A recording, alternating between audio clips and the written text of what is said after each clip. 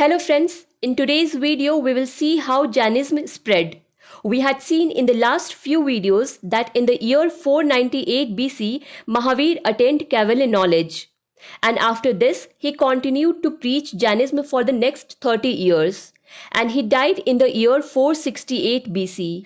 Mahavir preached the teachings of Jainism in Prakrit language. Prakrit language was the language of the common people.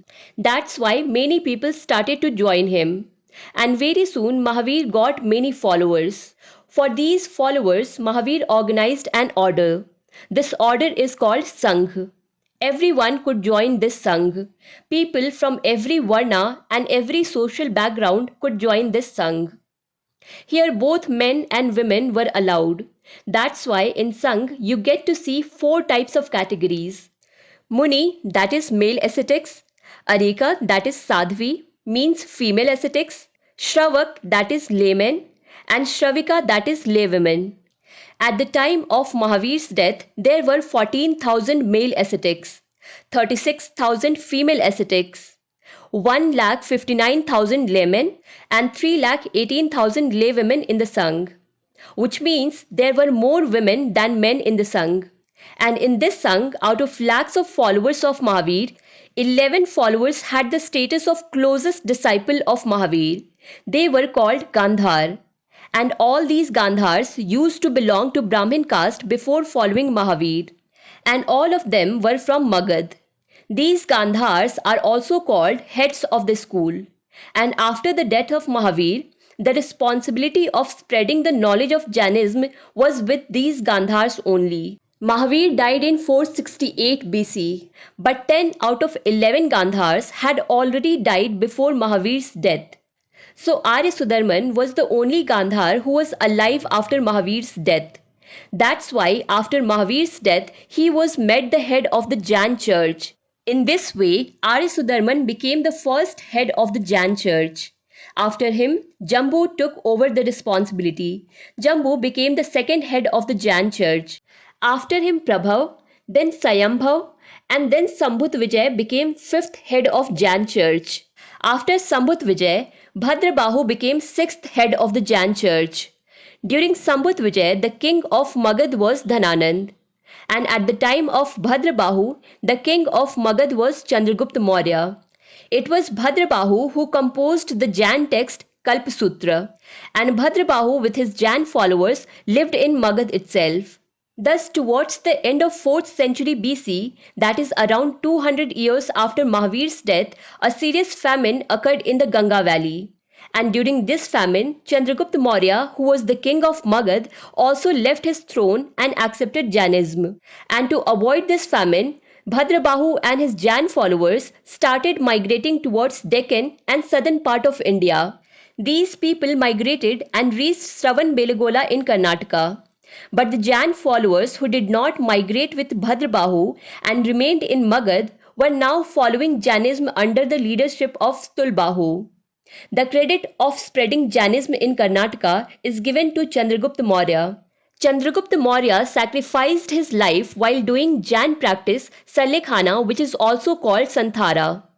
Now let's talk about the famine due to which Bhadrabahu and his Jain followers came and settled in Sravanbelagola. This famine lasted for 12 years. After completion of 12 years, when this famine ended, then Bhadrabahu and his Jain followers decided that they would go back to Magad. But when they reached Magad, then the group of Stulbahu was shocked seeing them because they were not carrying any kind of cloth on their bodies. Stulbahu asked, "Where are your clothes?" Bhadrabahu said, "What clothes? Clothes are not allowed in Jainism."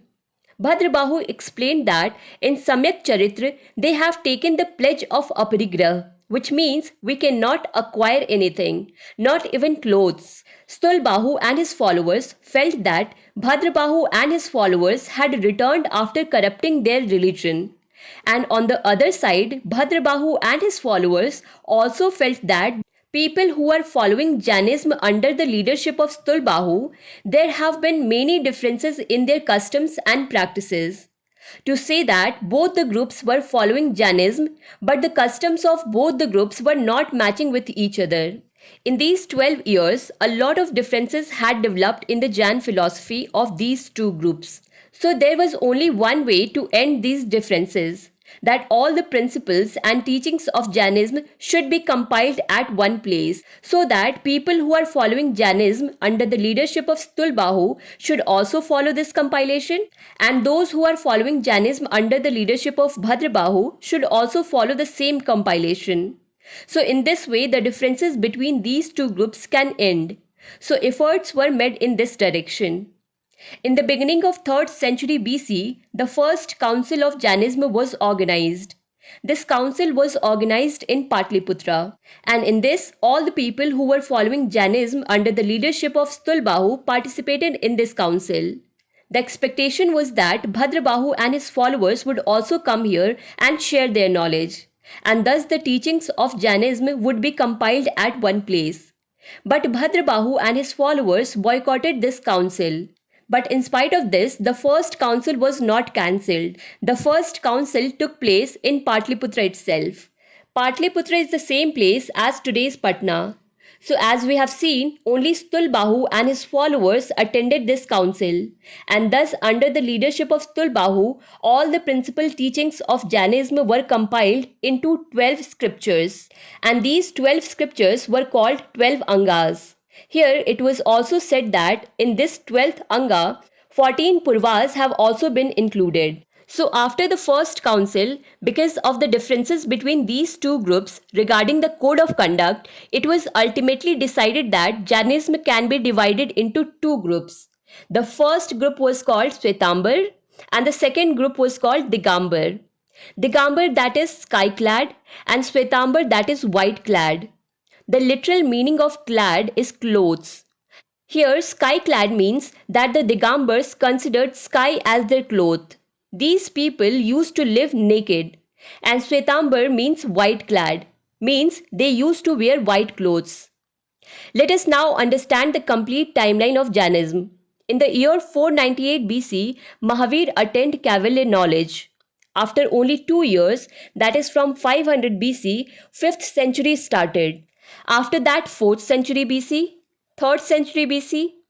If we talk from 2nd century BC to 3rd century AD, then we will see that almost 2 years after Mahavir's attained Kaivalya knowledge, in 3rd century BC, the first council of Jainism was formed. This council was organized in Patliputra, where 12 Angas were compiled, and in the 12th Anga, 14 Purvas have also been included. After that, 1st century BC was the time when the king of Kalinga, Kharavela, gave patronage to Jainism. After that, in 6th century AD, second council of Jainism was organized, which was in Vallabhi.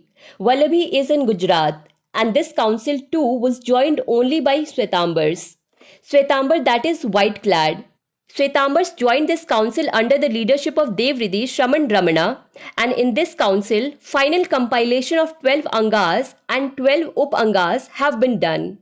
And both these compilations were compiled in Ardh Magadhi language, which was language of common people. So as we just saw that the second council of Jainism took place in 6th century AD. In later centuries, royal dynasties of South India like Gangas, Kadambas, Chalukyas and Rashtrakutas have also patronized Jainism. So this was the detail of Jainism. You can download PDF of this video from Bookstava app. Link is given in the description box. To understand Indian polity, modern history and ancient history, do follow Bookstava playlist. Link is given in the description box. Thank you for watching Bookstava.